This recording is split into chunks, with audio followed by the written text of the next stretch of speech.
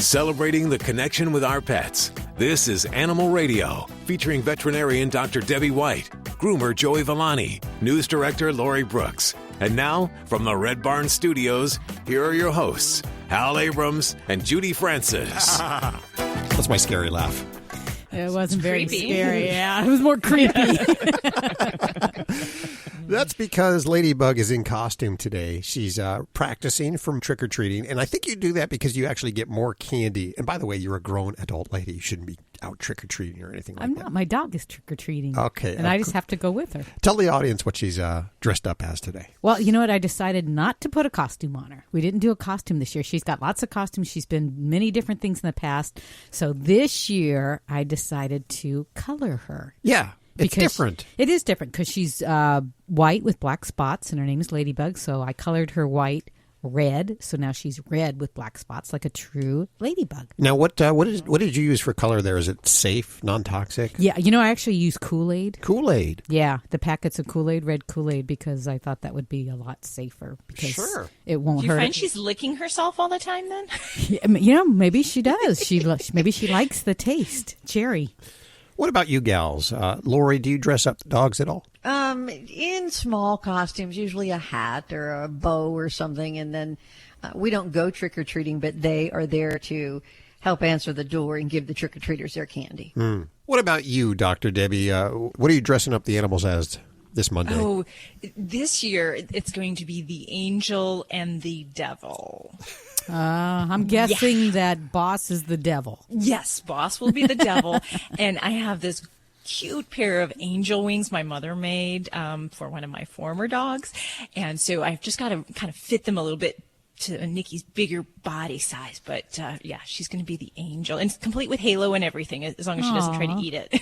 We got to post pictures up at the website so listeners can see that. And, of course, we'd love to hear what you're dressing your animals up. Sometimes they don't like to dress up, and sometimes Halloween just freaks out the animals altogether. There are some animals that really even shouldn't be out on Halloween just because they see people in costumes and they don't know what to make of it. And then, of course, the day after Halloween, get ready, Dr. Debbie. Oh, my goodness, yes. I can't tell you how many calls we get. And it's really the whole week or two before and after the holiday because people have, candy out.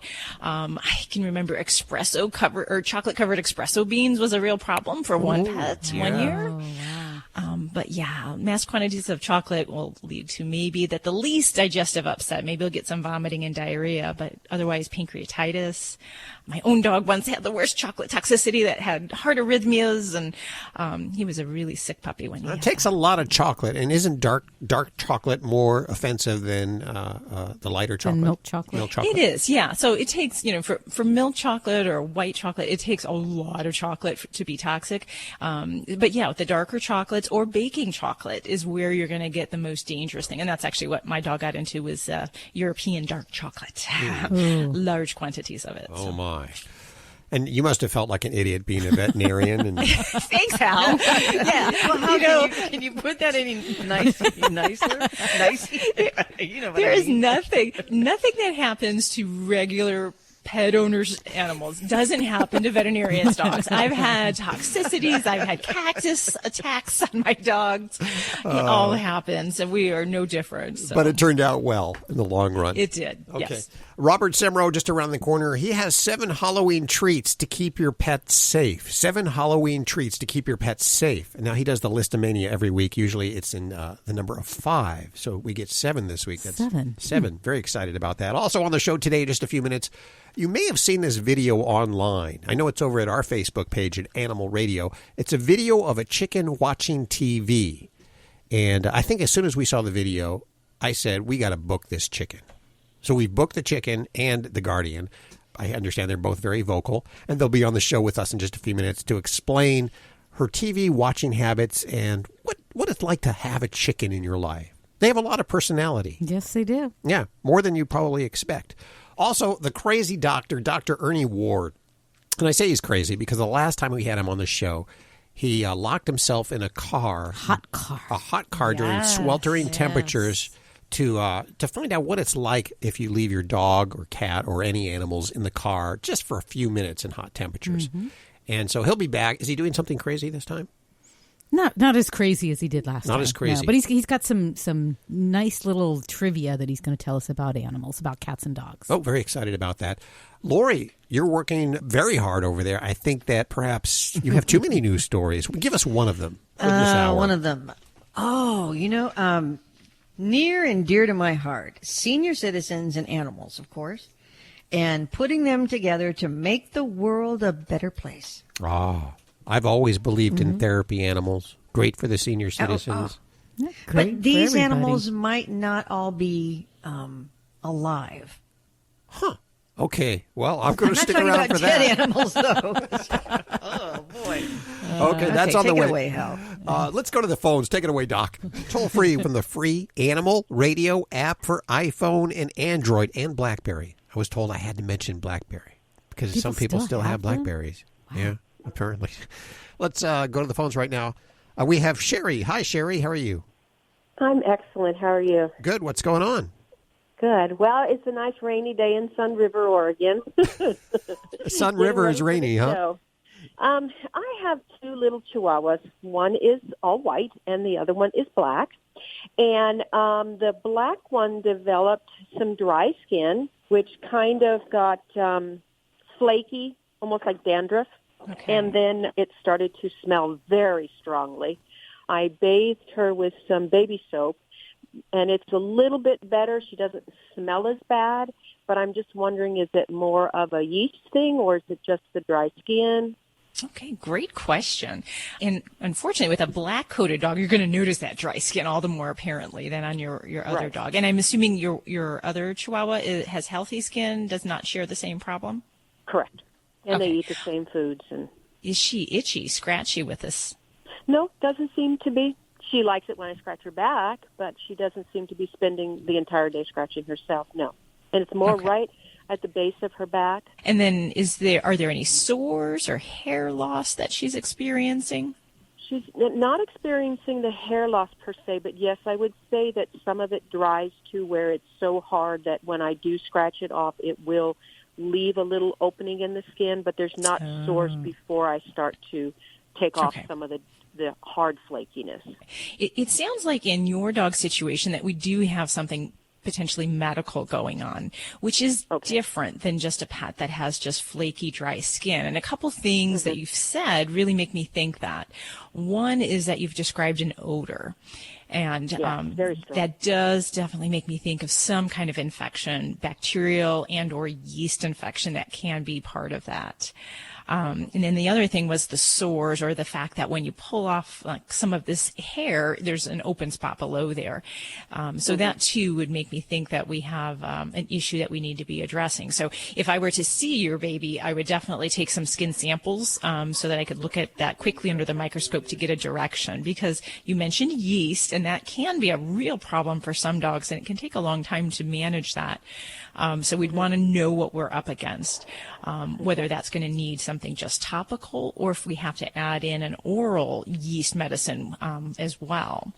Additionally, there's some great products topically that we would use, and if we do think we have an infection, we might tend to go to things that have antibacterial properties. So there's some shampoos and topicals that have a tris component, is tris EDTA. So it's part of the medical therapy for bacterial infections. Other things we might use are shampoos that contain antifungals, like ketoconazole. And there are a lot of veterinary prescription shampoos and topicals that we can use if that is a direction we feel that your pet has.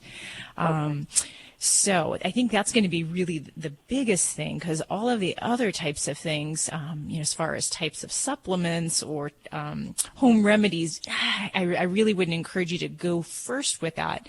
We might use those to supplement the veterinary care.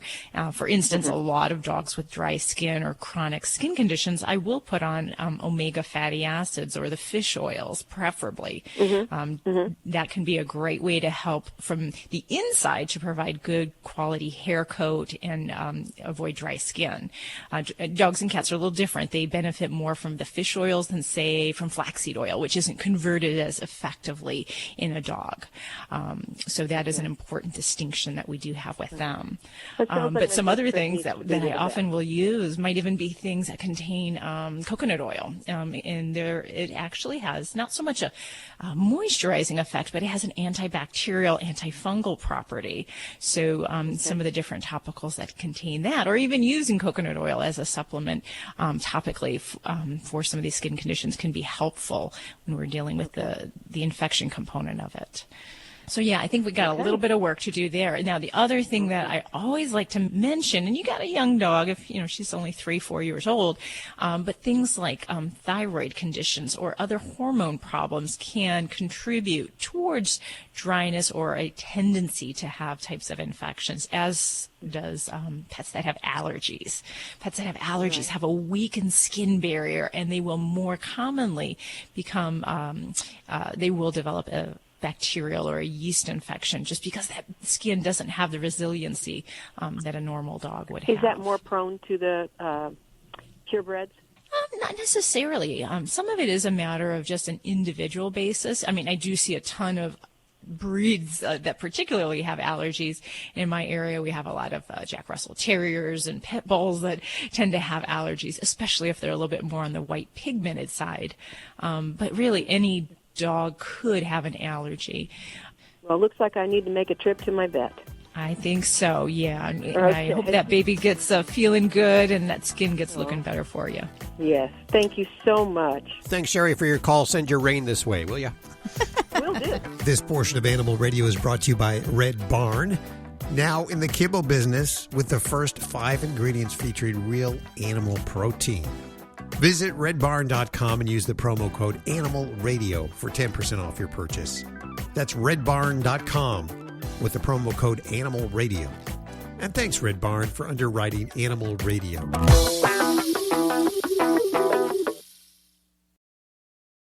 I represent low-cost airlines, and we know a lot of you are not traveling right now, and we understand. However, if you do need to travel between now and the end of the year, now is a great time to lock in some of the lowest prices we've seen in a lifetime. Hey, in normal times, we can save you up to 75%, but now airlines are practically giving away seats. We have inside deals on over 500 airlines. Here are a few sample round-trip deals we found. Seattle to Vegas, $35. Chicago to Atlanta, $85. Los Angeles to Atlanta, $100. Of course, there are some limitations, but the airlines want your business right now. And cancellation and change fees are flexible. So fly somewhere this year, book now, save a ton, call right now. 802-341-4532, 802-341-4532, 802-341-4532. That's 802-341-4532. You're listening to Animal Radio. Call the Dream Team now with the free Animal Radio app for iPhone and Android. If you just want to call and say hello, we'd love to hear from you. From the free Animal Radio app for iPhone and Android, it's a free download. Wow. Halloween just around the corner. Again? This is where I always gain, It starts, doesn't it? It's become a holiday for the adults, I think. You see less and less kids, and mostly teens, will come to our doors. Yeah. Like older true. teens. And the costumes are getting more and more racy for young children. Like, oh my gosh, I would never have worn that as a kid. We saw one this morning was the Kim Kardashian being held for jewelry. Held up for jewelry costume. Oh my gosh. Yeah, in a white robe with a big blingy ring is the Kardashian costume. Do you, Judy, actually dress up too? No, I haven't dressed up in years. I know some people, they'll do the matching costumes with their animals. Yeah, I've always threatened to do that, but I'm not going to paint myself red. We have a costume contest at our office every year. Oh, how fun. So I foot the prize of some sort, and everyone gets into it. We had like 90% of my staff last year that dressed up, so we have a lot of great spirit for it. What's the prize, Dr. Debbie? It could be anything from food to movie night, dinner out with Dr. Debbie, you name it. You have a fun place to work. I wouldn't mind being a vet assistant over there. So if you ever need a little help. I could work. I've worked for vets before. I could work for your office. In just a few minutes, Robert Semero with 7 Halloween treats to keep your pets safe. And, sometimes Halloween's not the best holiday for your pets. If you have one of those pets that freaks out easily, you probably don't want to be letting them out to see all these people in the costumes and acting all freaky-like, because that could scare them. Yeah, and if you have one of those door dashers, you might want to make sure they're in another room and closed off so that when the front door opens, they don't charge. Now, you have Nike, the door dasher. He's a cat that does it. I have to lock him in another room. And I know he likes to dress up with his little cape, but I have to be very careful because he tries to run out the front door. He wants to see everybody. You have a cat that lets you put a cape on him? He struts when I put it on him. He knows. Now, this is debatable. I think he's just trying to run away from the cape. No, he sits there like he's just king. He loves that cape. He also thinks he's a dog. He's a little different as far as cats go. That's true. Are cats or dogs smarter? Who's the smarter of the species? We'll find out in just a couple of minutes with Dr. Ernie Ward. He's the guy that we had on, I think, a couple of years ago. 3 years ago? 2013.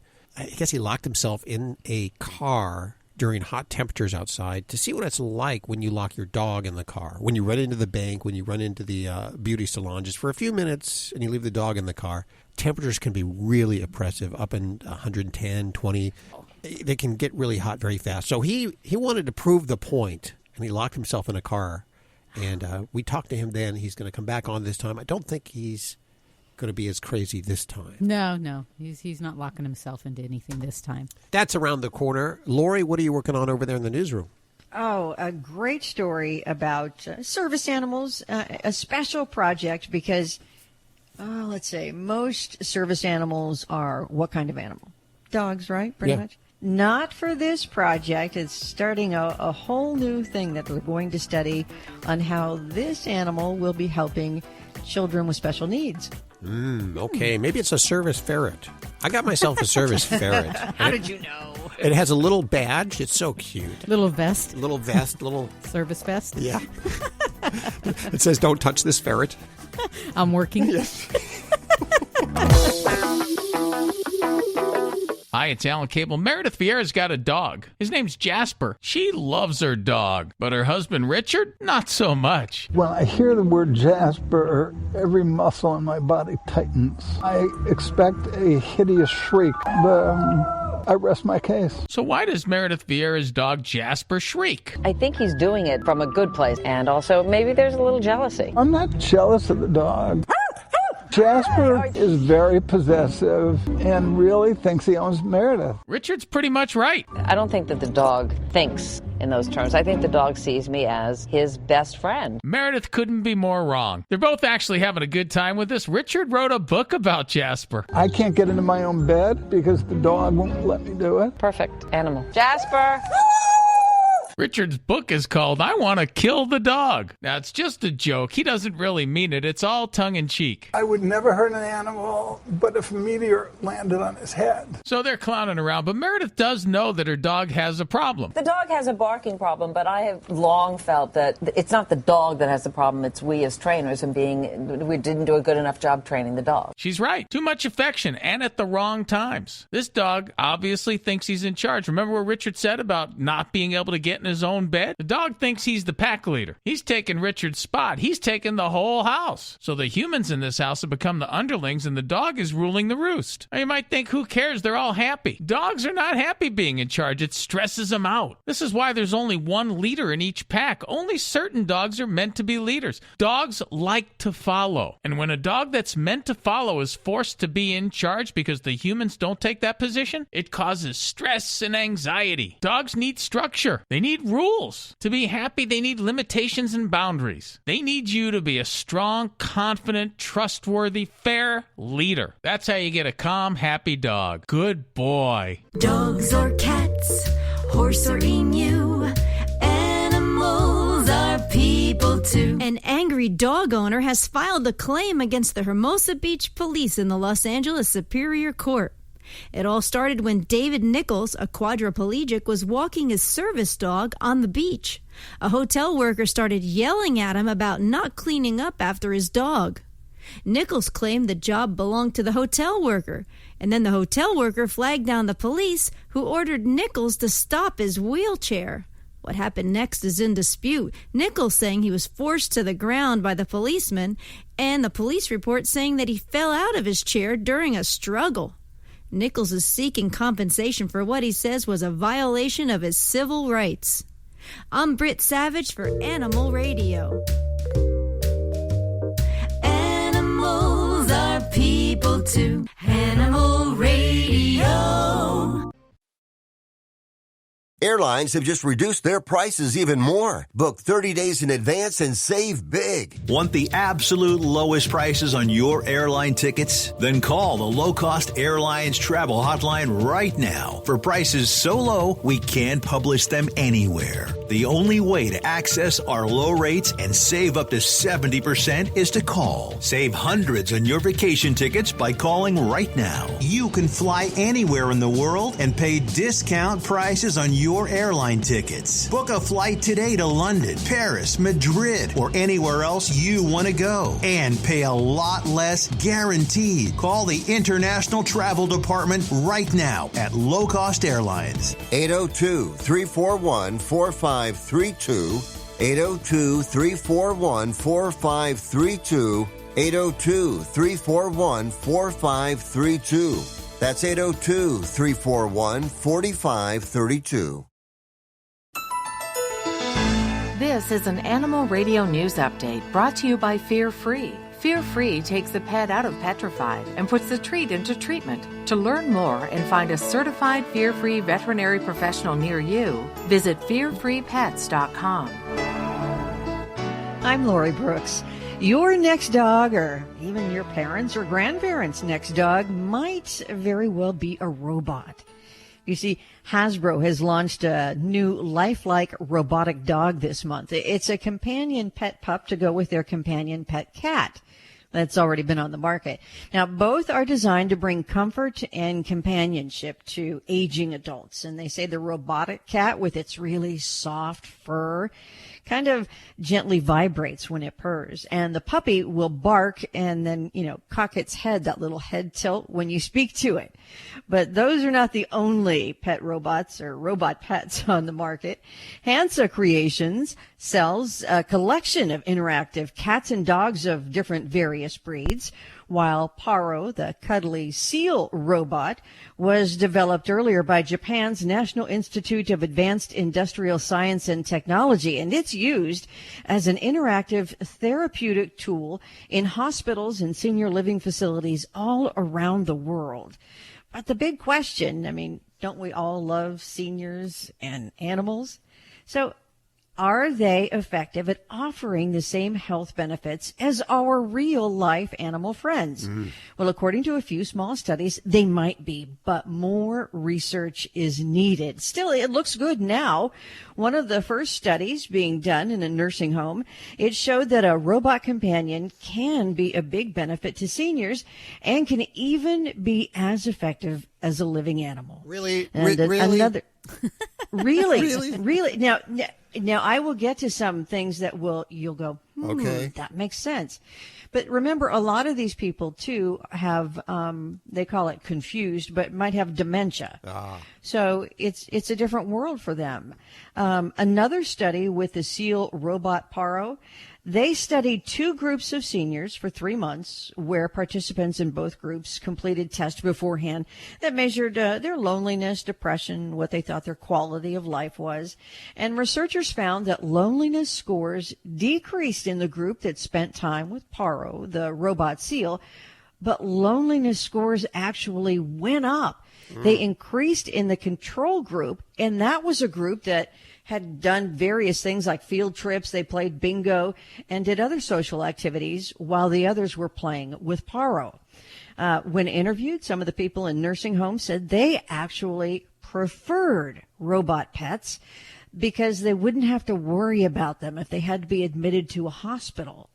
However, the authors of the study caution that social policies which might make robotic pets more accessible and affordable, such as to socially isolated seniors living in institutional settings, that those policies should be weighed against policies making living animals more accessible and affordable to everybody.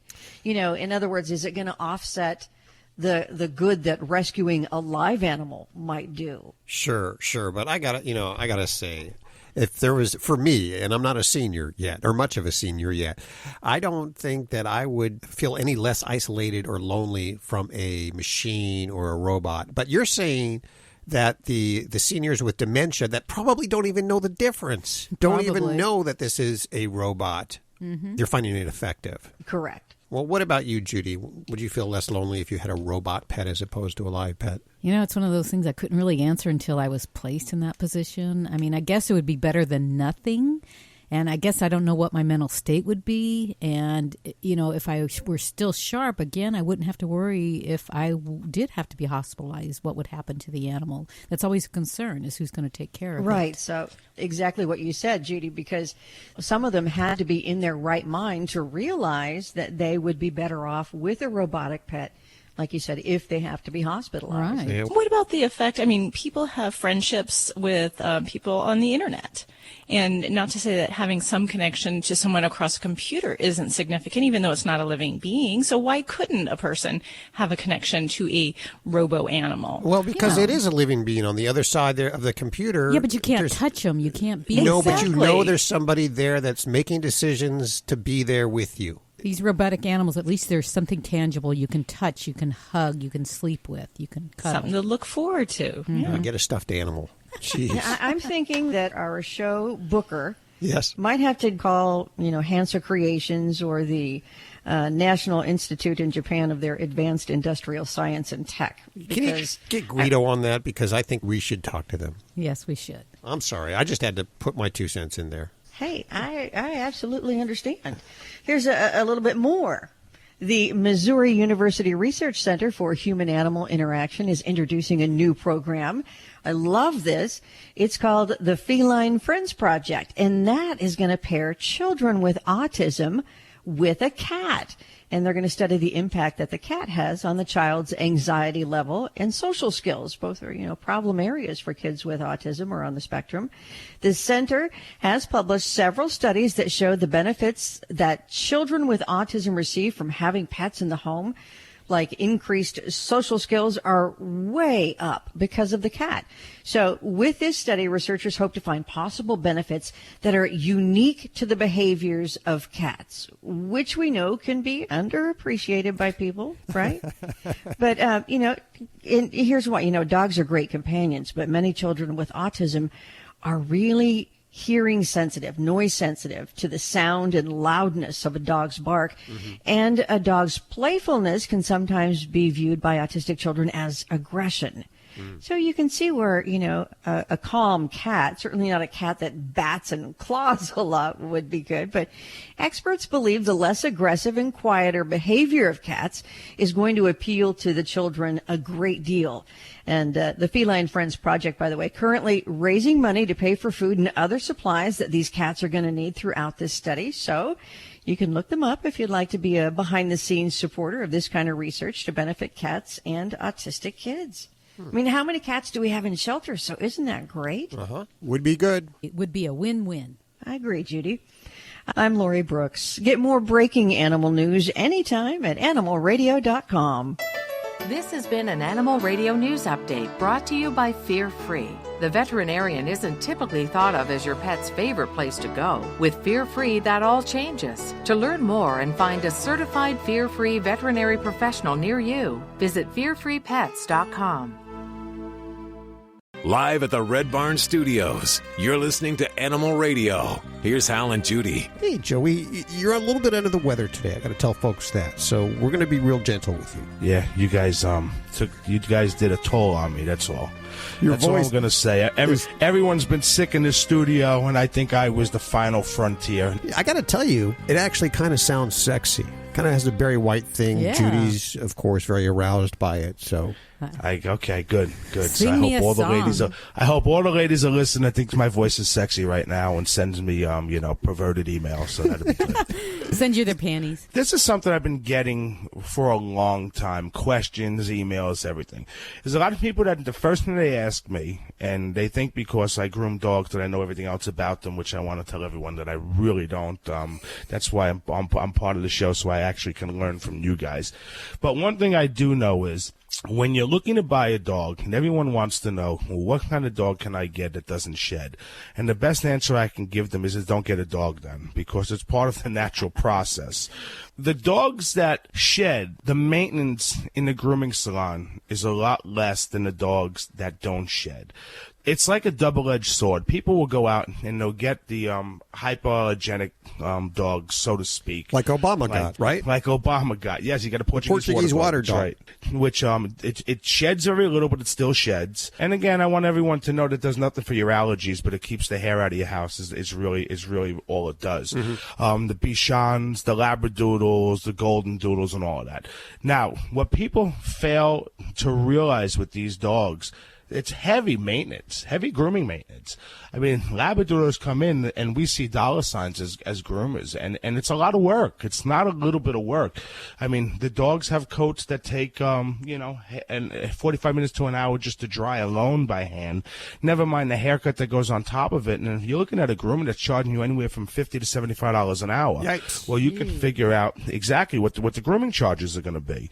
So what I tell everyone is this. There's a great app, wonderful app called AKC. It's an AKC app, okay? And what it does, it'll tell you about all breeds of dogs, and not only the ones that are registered by the AKC, but also it has a designer breed of unregistered dogs. So it's going to give you all the tips that you need to know about dogs that shed, about dogs that don't shed, about dogs that require a lot of grooming, about dogs that don't require a lot of grooming. Because grooming, which people don't realize, is a big portion of what your monthly total is going to be, besides pet food, besides going to the veterinarian, besides pet insurance and everything else that goes along with it.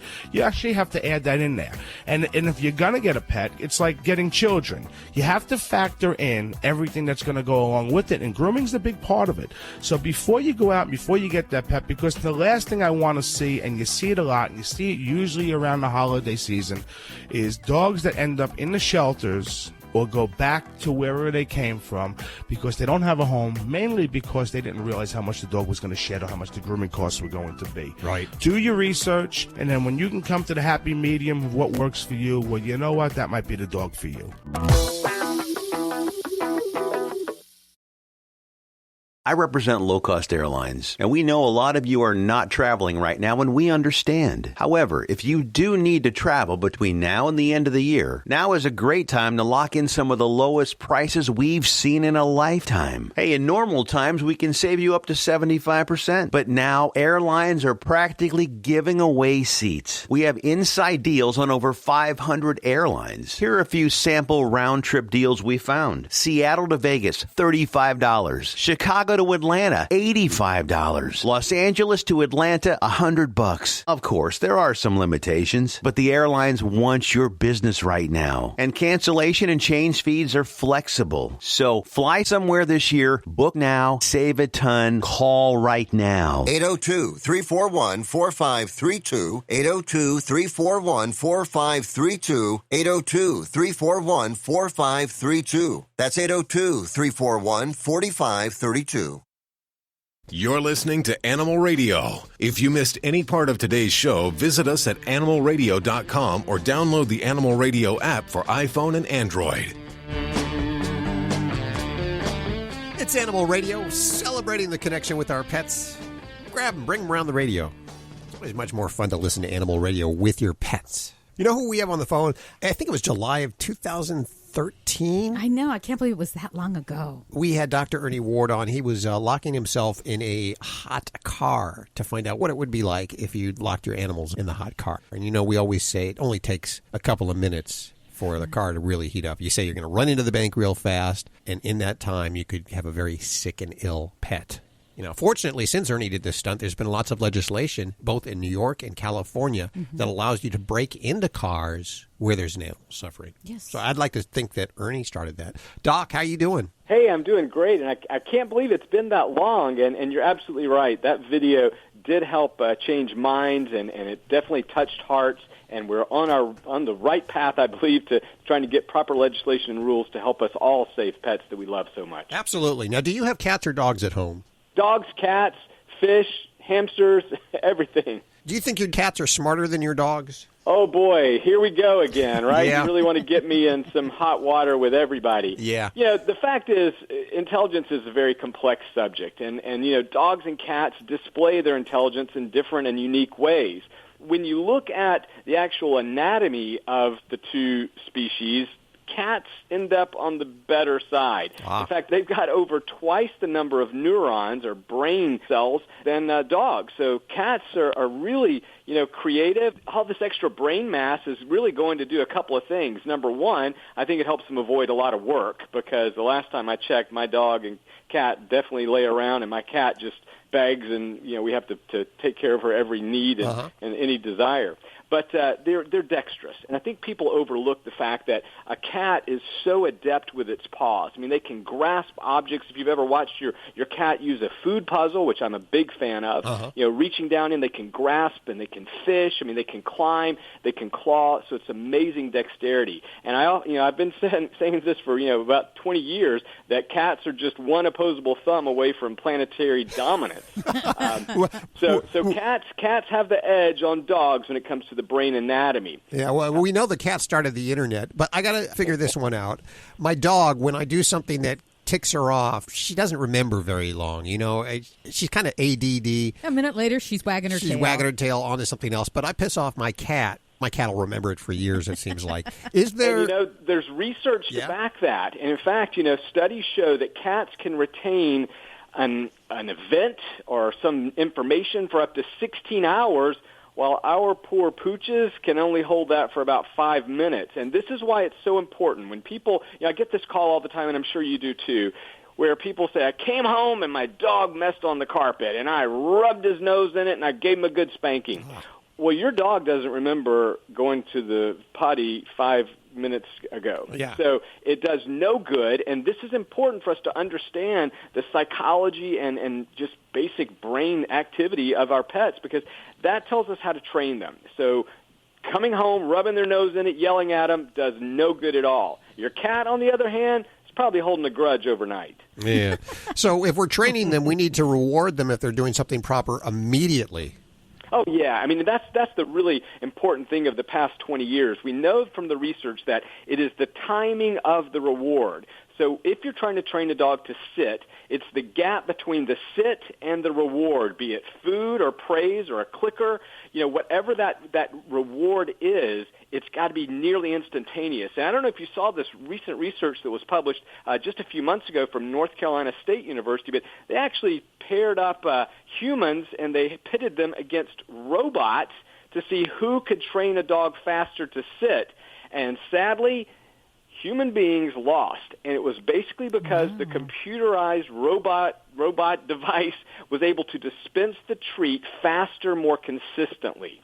So I think we can take a lesson from that, and we can say, look, it's all about the timing. If we want to get better results when we're training our dogs to do whatever, we've got to make sure that we're consistent in delivering those rewards almost instantaneously. I noticed Ladybug, the studio stunt dog, when her mom, which is Judy, is away and comes back home, she seems to know a long time before Judy even walks in the door that mom's on the way home. And yet the cat wouldn't care, doesn't care. Somebody's home. Right, and this is something that's been studied a lot in the past decade, and we don't understand this uncanny ability of our dogs to detect our presence when we're pulling down the street a quarter of a mile or more away.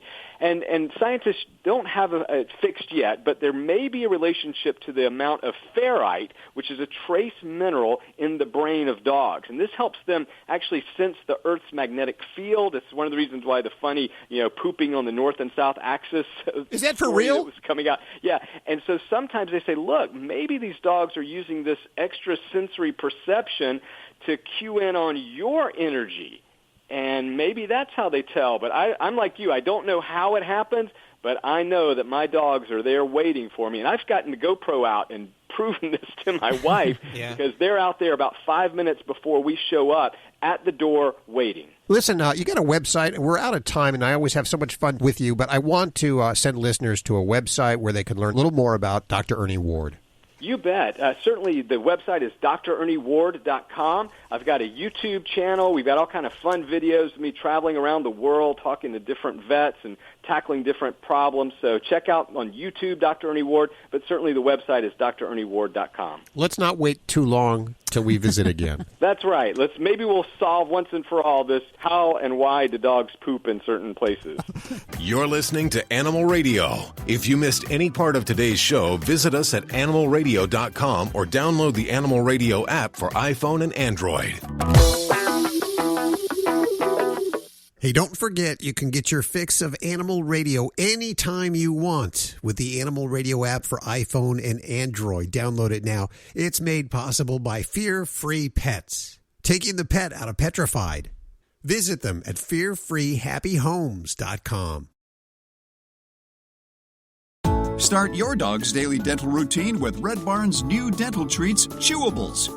Thoughtfully designed with ridges and grooves to help control plaque and tartar buildup in between your dog's dental vet visits. Chewables are natural, easily digestible, and your dog will love them.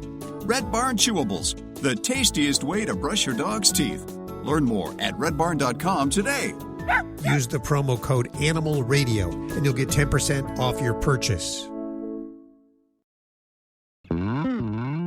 Celebrating the connection with our pets. This is Animal Radio, featuring veterinarian Dr. Debbie White, groomer Joey Villani, news director Lori Brooks. And now, from the Red Barn Studios, here are your hosts, Hal Abrams and Judy Francis. Well, this hour we're going to talk to the chicken and perhaps the guardian, too, that watches TV. Now, I understand the chicken, you've seen this viral video, I'm sure. If you haven't, head on over to... Chicken watches TV? The chicken watches TV. Yeah, we're having the guardian on so she can translate for the chicken. Well, I understand the chicken talks a lot. Well, she does, but the guardian understands her, so she has to translate because she speaks chicken. Now, you've had a chance to sit chickens before. I have. Yes, it's because you pet sit all kinds of animals. And I pet sit chickens. And what's that But you like? don't sit on their eggs, do No, you? do you? No, I let them do that. The chickens that I watch are very friendly. I can pick them up and they'll stand on my lap and I can pet them and hold them, and they're very friendly, and they follow me around. And do you think they have personalities? They do. There's 6 at this one place I watch, and they're all different. Well, I'm very curious to find out what this chicken watches on TV. Does it have a preference? Yeah, there might be certain shows that the chicken... what's the Reality chicken's name? TV? Strawberry. Strawberry. Yes. Okay, so that's on the way this hour. In just a couple of minutes, we're going to go to the phones for your calls. Also, at the bottom of the hour, we're going to do a quick check of the news with Miss Lori Brooks. Our Miss Brooks. What are you working on for this hour? Well, when kids go off to college, they tend to get homesick. When they get homesick, they leave college. So all these universities are trying to figure out, how do we get kids to stay in college? Well, they figured out a way, and we'll tell you, it involves an animal. Yeah, okay, it's on the way. I got very homesick. Anytime I left home, if it was summer camp, if it was school, I always got dreadfully homesick and would end up back at home within a couple of weeks. I was going to say a couple hours, Hal. Usually, much to my parents' chagrin, they thought they finally got rid of me for summer and off to summer camp. But I did not. But there was one year they showed us horseback riding, and I just really got into the horses, and that took my mind off it. So I'm thinking I know where Lori's going to go with this, and we'll find out in just a few minutes right here. But first, your calls. Hi, Terry. How are you doing? I'm doing great. How are you? Very good. Where are you? I am in Ohio. Well, you are on with Dr. Debbie. Well, hello, Dr. Debbie. So what do you have going on with you? Well, I have 2 Sheltie puppies. They will be 8 months old the 15th of this month. And the little female, she's very tiny. She's only about maybe 15 pounds right now, and her brother is like 33, and they're out of the same litter. You'd never believe these are the same puppies out of the same litter. It's a big difference, yeah. Yeah, it is a huge difference. Her teeth, her front, I assume they're the canine teeth, the ones that point down and then kind of get in sync with the bottom ones, the long ones. They're coming in on an angle. They're protruding forward. At first, we didn't think she was going to get those teeth. And then they start coming in, and so now they're pointing forward, and it's kind of forcing her bottom teeth out. Is there something we need to be concerned about? I mean, I've been on the internet, and I've seen where they put braces on dogs. Sometimes they pull the teeth, but when they pull the teeth, that they have complications. Is it something that we can just let her go with, or is it going to interfere with her eating, or what?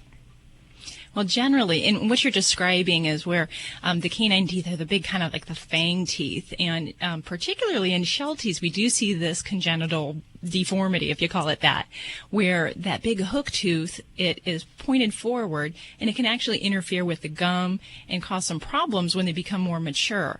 So it does usually warrant some intervention. And I'd say that most people tend to go to either one of two schools of belief here. One would be to extract that tooth because knowing that it's going to create problems, it's going to get caught on the tooth. We're going to have an area where there's going to be excess tartar that's going to build up. So there's a lot of veterinarians that will say just to yank that tooth, pull it, get it out of there, be done and over with it. Now, there's the other possibility of trying something of a procedure called a vital pulpotomy. Basically, it's the equivalent of cutting off part of the crown of the tooth and kind of sealing it up. So it's shorter, it's still there, we're not really damaging that root structure. Those are I'd say that probably two more common approaches. You can do braces, and you can try to restore that bite. I don't know that a lot of veterinary dentists are really big fans of that, but there are some that will pursue that. But just knowing that that's just a future problem waiting to happen, and I would probably say yanking that tooth is going to be the best and easiest solution that I could tell you to do. What I have read about is that sometimes this tooth evidently is as long in the gum area as it is hanging down, and that it can interfere with her sinus cavities or something. Exactly, yeah. And actually, the way that any of those teeth on the upper jaw go is that it's kind of like an iceberg. So what you see on the outside is only part of that tooth. And that deeper part goes up and does penetrate part of the sinus. So, yeah, and when it's abnormally positioned, you're going to have more of a potential for problems there. So when we extract a tooth like that, we know we got to take out what we see and what we don't see on that tooth. And if that tooth is removed fully and completely, and that can be done, with your veterinarian with the benefit of X-rays, where they take little digital X-rays of the teeth, just like when you go to the dentist and you put that bite film in your mouth. We do that for dogs, but they're generally asleep and sitting still, and we do those same kind of X-rays, and that'll help to ensure that that tooth gets removed fully. So in other words, as far as leaving it go, would her teeth be fully formed now, or are they going to get longer? Because it's kind of like, it's funny because we call her nickname is Elvis because she kind of looks like she's got that curling lip, when she's either got done eating or she's getting a treat or something, and then she'll look at you, and then she gets that tooth caught on her gum. And so I didn't know if her tooth was fully formed yet, or if it's still going to grow more in, and then it's going to force those outer teeth out. These are our third and fourth Shelties. We've had two other Shelties, and we've never had a problem with their teeth. And they actually came from the same breeder. They are the great nephews of our 8-year-old Sheltie that we had to put down in June. That was part of our family, and so now we have two tricolored ones, and we couldn't decide on just taking one, so we ended up having brother and sister now. Instead of just having one, we have two. Oh, wonderful. And the male, he's fine. His teeth are beautiful and perfect. It's just and this defect does come up. It's actually technically called the term Lance canine, and I think for your baby's purposes, you're going to still see some growth in that tooth, and she's still young enough that you're going to see it kind of grow even further out. So I would definitely. It does warrant attention then. Yeah, I sure would. And, you may have had Shelties your whole life, but, these kind of things do crop up, and they kind of, any breed, a little problem can come up, a genetic defect that you never saw before if you've bred schnauzers your whole life. So, but yeah, I think address it, and you'll be on a good plane, and she'll never know the difference without that tooth done in the long run. So this is Dr. Debbie. If you have a question for me, give me a call at Animal Radio. Hi, Patrick. How are you doing? Good. I'm stuck down here in Houston in traffic, but I'm doing good. Gosh. Well, what kind of critter do you have, Patrick? We've got a wolf at the house. He's a Arctic wolf, timber wolf, I believe. He's not a hybrid. He's actually a wolf, then. Yeah. Okay. He's full-blooded wolf. Of course, we got to list him as hybrid and everything like that. I guess get papers on him, but we have papers and everything on him. I spoke to my wife last night. She said he's about 140 pounds, but he's big. He's real big, but he's real slender. And I know a few other people that have got wolves that theirs are actually filled out, and I was calling to see what I could do about that.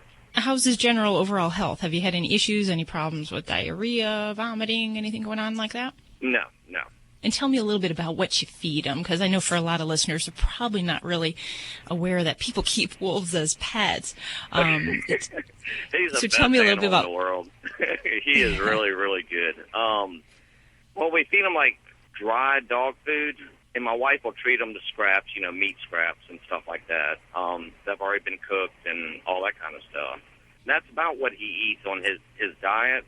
I've been hearing an ad about the Dino Bite, I guess that's what it's called. Oh, yeah, I heard that ad, too. Okay. Who hasn't heard that ad? If you haven't heard that ad, raise your hand.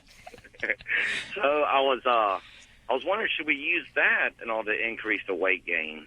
I mean, would that help? Okay. Some kind of vitamin diet or something. Yeah. Now, I guess one other question I have is he neutered or is he intact? He's intact. He's not neutered or anything. Okay, because in most of at least the wolf hybrids that I see, when you compare them to actually a regular dog, they do tend to be a much leaner category of dog. So they have a lot more muscle tone, but they're more lanky. So if he's lanky but in good weight, then I probably wouldn't be too worried about that. But if we're worried that he's really underweight, there are a couple things. And the one thing with diet with wolves is, kibble alone definitely doesn't do it for the wolves or the wolves hybrids. They do need to have a little bit more of actually like the meat base in it. And I'm not a fan of raw diets, and my ears burn when I talk about these kind of things. But for the wolf and the wolf mixes, raw meat sometimes is very important because they have such a higher need for protein and so forth. So that might be something to maybe incorporate a bit more of that. And, and you're in an area that, you probably don't have a veterinarian that takes care of them. Do they come out to the home, or do you ever have them taken care of? Well, we take him down to the vet, which is only about 8 miles from the house. He loves to ride in the car. He goes crazy when he rides in the car. He just loves it. The reason I was asking about the veterinarian is one of the simplest things I would do is make sure that he does have a stool sample checked, to have a screening for parasites, because, even everyday household dogs, an undetected parasite can really rob them of a lot of not only nutrition, but also kind of rob them of, good, healthy body weight. So that would be something I would definitely want to check out. And if he was a little bit more showing signs of being sickly, then I could list a whole bunch of different things that I'd look at. But, the reality is that with a lot of these guys, when they're not neutered, they are just in lean body mass. So unless you're planning on breeding this guy, a lot of some of the behavioral problems for dogs translate over to wolves as well. So neutering him certainly would potentially have the side effect of maybe increasing his body mass a little bit. This is Animal Radio, baby. Your dog loves meat. That's why they'll love the new line of Red Barn dry dog food. The first 5 ingredients in each Red Barn recipe are meat, fish, or poultry, sure to satisfy your dog's carnivore cravings. The added functional ingredients make Red Barn dry dog foods the perfectly balanced meal for your best friend. Available in land, ocean, and sky recipes. Your dog loves meat. We love your dog. Head to redbarn.com to use the promo Animal Radio for 10% off your first bag. You're listening to Animal Radio. Call the Dream Team now with the free Animal Radio app for iPhone and Android. It's Animal Radio, celebrating the connection with our pets. Ladybug looks so cute this weekend. She's testing out her costume. Will she actually wear this costume, which it really isn't a costume? Yeah, she'll wear it actually for the next couple weeks. Okay. For those of you that missed it, she's dressed up in, she looks like a ladybug. You've painted her red, and I hope you've used safe coloring. I did. I used Kool-Aid, so the red, it will stay on her through a few washings. Yeah, I know that when I drink Kool-Aid, it stays on my tongue for weeks at a time. Yes. The red dye She's color going number. to turn pink in the interim, won't she? That'd be pretty. Yeah, it would be pretty. Yes. What are you working on over there in the newsroom for this hour? Well, famous people get all of the good things, and so do some of the famous animals. But this one gets something, let's see. It's really kind of tourist trappy. And do you know what I'm saying? I get it. It's kind of like the Hollywood Walk of Fame in this, but it's something different, but a great honor for this very famous animal. Okay, that's on the way in just a couple of minutes. Who else is on the way? Well, it looks like Strawberry the chicken is on the way. Strawberry, of course, the chicken that watches television. Apparently, she had her leg amputated. She needed to have a little rest and rehab, and they put a TV in front of her, and she goes crazy for this TV. And we'll be talking to her guardian and hopefully the chicken, too, and that's in just a couple of minutes right here on Animal Radio. But let's go to the calls with Dr. Debbie. Hey, Randy. Hello, how are you guys? Good, how are you? I'm doing good. I'm hoping you guys can help me with my cat problem. All right, let's go for it. What do you got going on there? We have the white tabby type of cat, and we've had her for 3.5 years now, and she's always been a great cat. We've never had problems with her. However, we got a puppy March of last year, a little mini pen, and brought her into the family, and ever since she came into the family, our one particular cat, whose name is Pink, likes to pee on everything. Pees in the cat box, but sneaks in the garage and pees in the gym bag or the kids' toys. Fun. And it's only been since we got the puppy. She peed on the puppy? No, not yet. Oh. No, she sneaks into the garage. It's only in the garage and mine and my husband's gym bag. Or if she can't get to the garage, because if we lock it's the garage coming from our house into the garage. Or if she can't get to the garage, it's only at nighttime when no one's looking, she'll go in the kids' playroom and she'll pee in their tent. You have a dog, and do you have other cats as well? We do. We have 2 cats, and we have 3 dogs, and only the mini pen's the inside dog who's inside all the time. And it's only started since we got the mini pen. Okay. How many litter boxes do you have there in that house? We have 2 litter boxes, and they only seem to use the one, but we always keep 2. Okay. As far as this kitty cat, anything else going on? Are we having any other kinds of aggression issues with the other kitties? Sometimes I can hear at night, sometimes him growling or her growling at our other cat, but for the most part, no other aggression. Okay. So the big causes for cats to urinate inappropriately are medical causes and behavioral causes. So my first crusade is always to make sure we're not missing anything medical. So I would, if you have not taken this kitty to a vet, have her checked out, get a urine sample, make sure all is well in her urinary world. We can have crossover of behavioral with medical causes. So we really need to make sure we're not missing that aspect of things. But from there is a lot that we need to address for this kitty. And when we introduce a dog into a cat household or vice versa, we always hope that they're going to get along. But that old phrase, they get along like cats and dogs, sometimes has some serious truth. And there are very big differences. It's kind of like, some women can get along really well with other females and others it's just like oil and water. So my former college roommate. Okay, won't go there. So let's just say that we need to work on making this kitty's environment more favorable for her. Now, dogs, things that cats don't like about dogs, they move fast, they make a lot of noise, and they disrupt a cat's peaceful world. So for cats that are having trouble in this situation, I recommend giving a lot of vertical escape to get away and to be superior to those dogs. Because cats, let's face it, they need to look down on dogs to say, me a little dog. Oh, my gosh. Oh, my gosh. He's infecting us all. So we want to give those vertical escapes. Those are cat trees, perches for windows, ways that we can find a peaceful zone. The other things we need to do is work on this litter box situation because we usually want one more litter pan than we do the number of cats in a household. And that number can increase even if you have other things like 2-floor houses. If you have cats or dogs that go in or outside, we want to have them at different access points of the home. So a cat might avoid going to the normal litter pan if they have to go through a doorway or an area where, say, there's noisy children, or a dog that might come chasing after them or annoy them. So we want to make sure that we have alternate litter box sites and make those so that they're in a quiet zone where they're away from the path of other animals and people. And preferably, I hate the lids. Take the lids off the gosh darn litter boxes. Cats do not dig those. Those are some of those basic things that we'll want to do. Now, for your dog, what we should do to kind of give your kitty cat a chance is to put a bell or some kind of ringing utensil on that doggy's collar. Give her a little heads up when that dog is coming around, and give her the opportunity to seek out other avenues to get around the house or to get to the toilet if she needs to do that. And there are some other things we can do. Pheromones to kind of help relax the kitties and do a natural calming. But for me, I think it's all about really thinking about what cats like and don't like about dogs in their life, and to recognize that they have special needs. It doesn't matter that the other cats get along with that dog. Does not matter. It's a very much an individual thing. I hope these ideas work for you. And if you need a follow-up, we do follow-ups. I believe we're the only radio show that does follow-ups.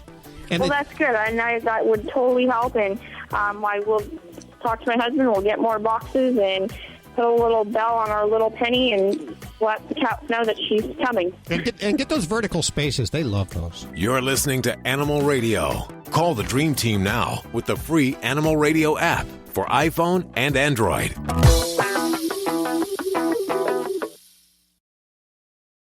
Admit it. You love your dog, and he is part of the family. So, when choosing your next vacation, don't forget Fido. With just a little planning, the entire family can enjoy a road trip. To find the best vacation spot for Spot, subscribe to Fido Friendly, the travel and lifestyle magazine for you and your dog, where each issue includes hotel and destination reviews, where both you and Fido are welcome. Go online to FidoFriendly.com and find out what all the barking's about. Hey, everybody, this is Billy Dean, and you're listening to Animal Radio. This is an Animal Radio News Update brought to you by Fear Free. Fear Free takes the pet out of petrified and puts the treat into treatment. To learn more and find a certified Fear Free veterinary professional near you, visit fearfreepets.com. I'm Lori Brooks. You know, it doesn't matter how happy you are to get away from your hometown.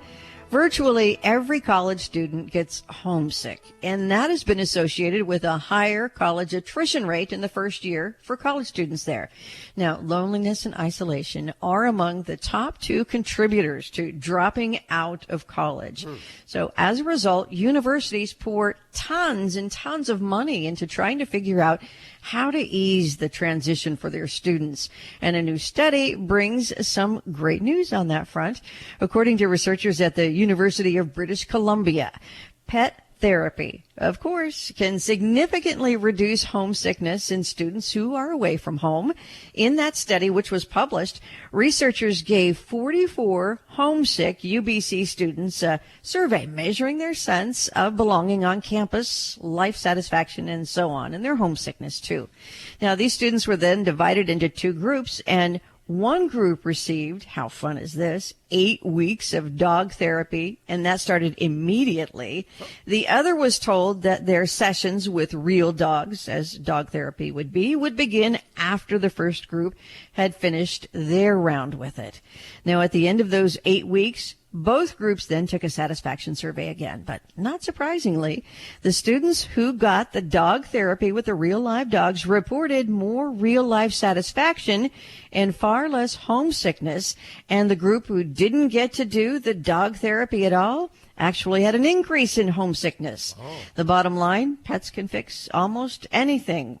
Or everything, even if you have to give them back at the end of the day. Yeah, Dr. Debbie, you were pretty homesick at college, weren't you? You're always talking about that. Yeah, I was actually pet sick because I had a childhood dog that I had to leave when I went away to college. And in pre-vet, I snuck a lizard into my dorm, and that I had to have a pet. I was just miserable. You know, you can't have an animal lover like a vet student and, you know, not allow them to have a pet. So that was my sneaky pet. You never got caught on that, huh? Well, I did actually, yes. My resident advisor came into my dorm room, and I hid this usually in my closet when I was expecting someone to come around, but it was out of my desk. And she looked, and this was a fence lizard, and they hide under the gravel usually. So she came in and didn't see anything but crickets jumping around in the cage. And she said, "You can't have pets." And I said, "Well, I know. I'm just kind of lonely." So she thought I had the crickets as pets. Oh. She never saw the lizard, so she said, "You got to get rid of the crickets." She must have thought I was a kook. You see, most girls were sneaking guys into their dorm rooms, but you were sneaking lizards in. And crickets. And crickets. I love it. Instagram users have been watching an energetic golden retriever named Harlow grow into a service dog over the past year and a half, and each day Harlow is so smart she becomes more skilled, and her Instagram page grows as well in popularity with more than 70,000 followers right now. Harlow's owner is 20-year-old Jackie Blake, and they live in Florida. Jackie, though, has an autonomic nervous system disorder that frequently causes her to faint, and she gets very dizzy and then passes out. So Harlow is now in training to be her medical alert and mobility service dog. She notifies Jackie when she senses something bad might happen, such as if Jackie is about to pass out. Jackie, the owner, says without Harlow, she would be very limited in what she can do, that even leaving the house by herself would be out of the question, let alone continuing to pursue a college education for her dream career of becoming an occupational therapist. Harlow is a huge human helper in all of this. She knows how to get her own leash, retrieve house keys, and pick up virtually anything that Jackie drops. Harlow can put away laundry. She closes the dishwasher, turns on and off lights at the switch, and picks up groceries from the bottom shelf at the store because Jackie can't bend over to pick them up. Now, when Jackie says, "Water bottle, I'm thirsty," Harlow picks up her cue, goes to the kitchen, opens the refrigerator, grabs a bottle of water from it, delivers the water bottle to Jackie, usually in the living room in her chair, and then returns to shut the refrigerator door. Can we train Ladybug to do that? That would be good. But she can't reach. Oh, she can't reach in the refrigerator? Yeah, and even if you give her a little step stool. Yeah, but you have a step stool, then you can't open it because the stool's in the way, so she'd have a difficult time. Sorry, Hal. Okay. Oh, well. I guess, but I think you would be training her maybe for beer, Hal? Yeah, probably. I wasn't going to say that. Yeah. I'd say get her a mini. We could do a mini fridge. Like, a little mini bar type of thing? Yeah. I'm Lori Brooks. Get more breaking animal news anytime at animalradio.com. This has been an Animal Radio News Update brought to you by Fear Free. The veterinarian isn't typically thought of as your pet's favorite place to go. With Fear Free, that all changes. To learn more and find a certified Fear Free veterinary professional near you, visit fearfreepets.com. Hi, this is Dr. Paul on Incredible Radio. Is that what it is? Animal Radio. Okay, I'm sorry. Hello, this is Dr. Paul on Animal Radio. Take care of the pets and make sure that in these hot days that they get in lots of water and don't tie them outside in the sun because then they get a heat stroke. Hello, everyone. It's Robert Semro, your Pet World Insider, here with this week's Animal Radio list, 7 Halloween treats to keep your pets safe. So Halloween comes around every year, and every year you hear the warning about pet safety on this night. Don't people learn, you think? Well, I and other pet experts will tell you yes and no. So for those of you who need a gentle reminder and others who need a firm talking to, here's my list of things to consider for Halloween pet safety. To begin with, while Halloween is about dressing up and candy for humans, it's the exact opposite for our pets. It's an uncomfortable horror show when the humans they observe and love turned into costumed goofballs who certainly need a week or 12 of human behavior classes. Also, if you're going to dress up your pets, here's a few tips and ideas. Never force a pet to wear a costume or an outfit. For many pets, it's the equivalent of a human being forced to wear a wetsuit. It's uncomfortable, makes them overheat, and the embarrassment in this age of the internet may never fade. However, if your pet will tolerate an outfit, give them time to adjust to it. Put it on for short periods of time and let them adjust to wearing it and reinforce that it's not a permanent thing.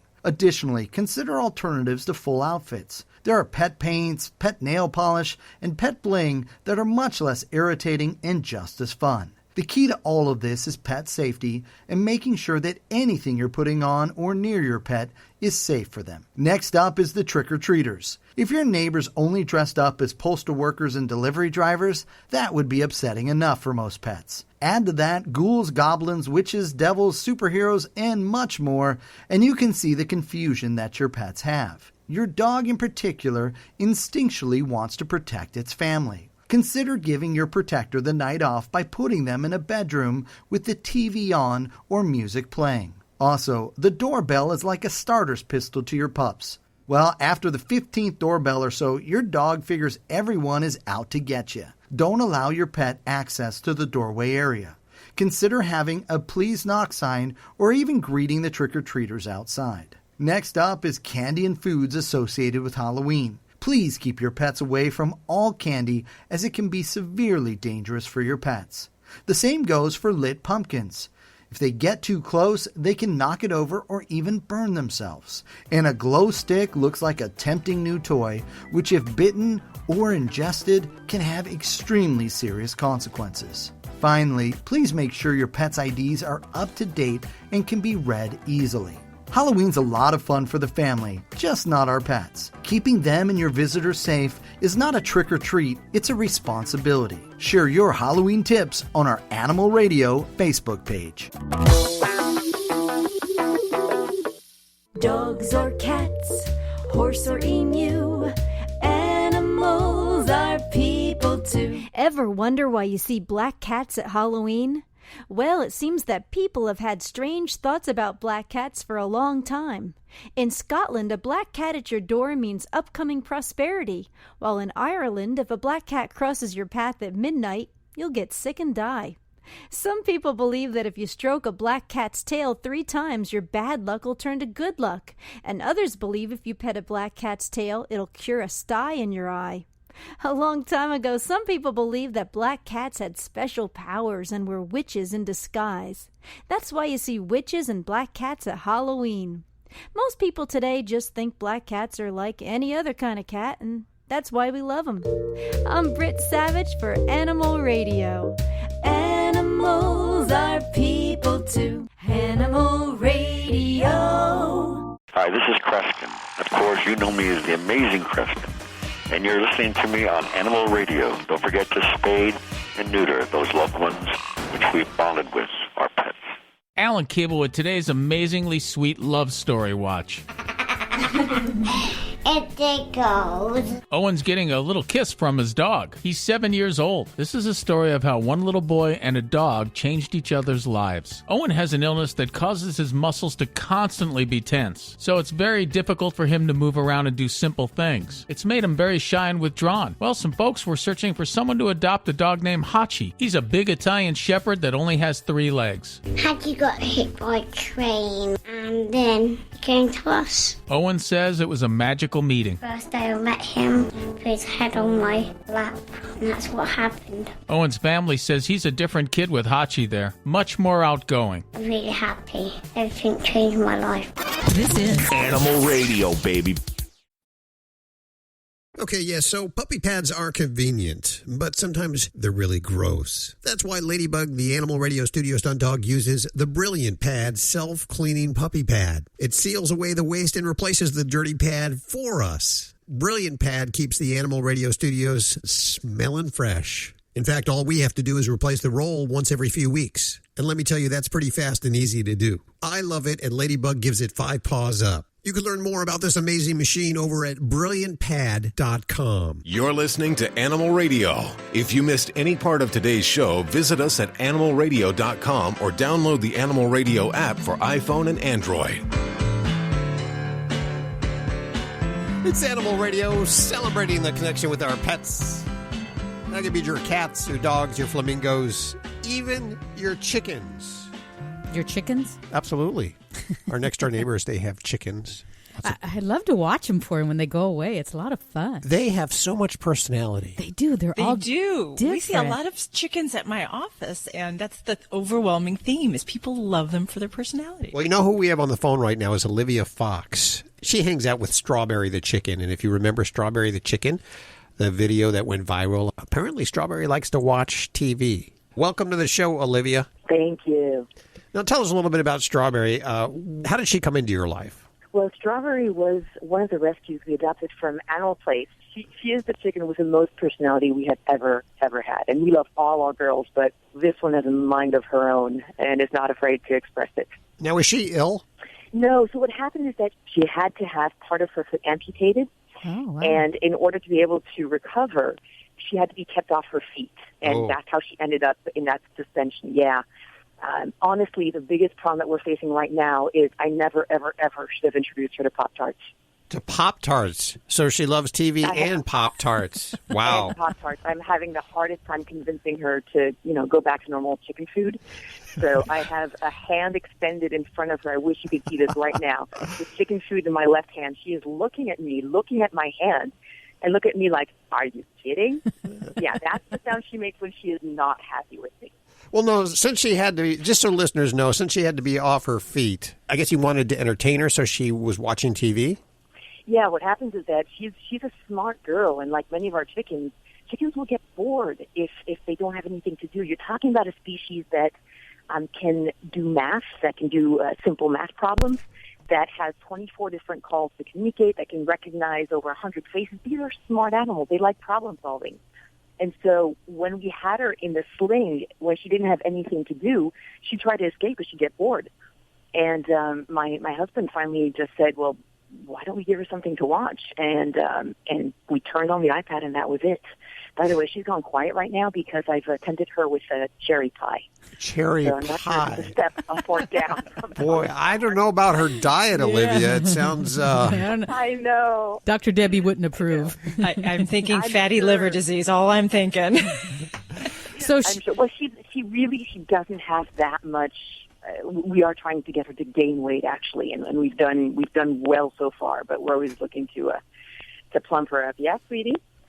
So she likes to communicate with us. So there's thousands of TV shows. How did you decide on one that she would actually like? We just tried a few of them. What we learned is that, yes, she loves National Geographic.